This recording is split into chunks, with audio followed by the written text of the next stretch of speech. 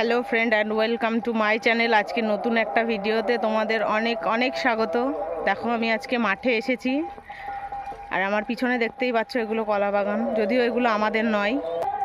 আজকে মাঠে আমি এই কারণেই এসেছি, তোমরা দেখতেই পাচ্ছ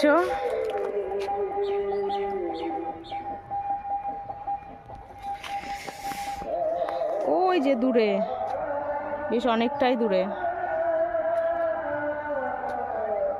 এখানে আমাদের গম ছিল। তো এই গমগুলো কাটা হয়ে গেছে এবং মেশিনে ঝাড়াও হয়ে গেছে। তো এইগুলোই নিয়ে যেতে হবে, যার জন্য আমার বর আর আমি দুজনেই এসেছি। বাড়ির লোক আসছে আরও। আর এই যে আমার পিছনে রয়েছে স্টেশন। এটা কোন স্টেশন তোমরা কি কেউ বলতে পারবে? বলতে পারলে কমেন্টে জানিও। এই যে এইগুলোই হচ্ছে আমাদের গম।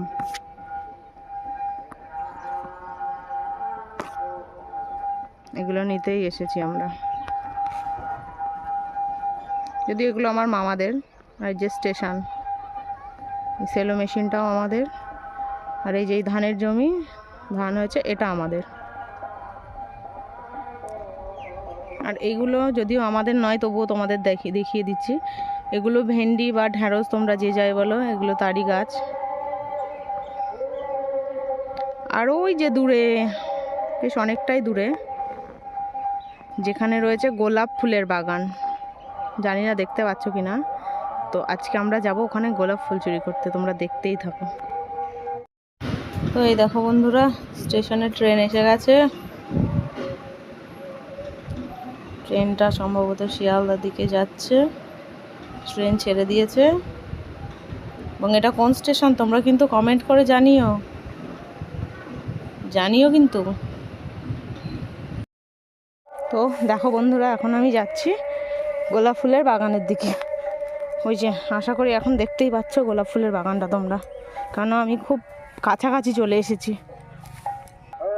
দেখো ফাইনালি এসে গেছি আমি গোলাপ ফুলের বাগানে গোলাপ ফুল চুরি করতে।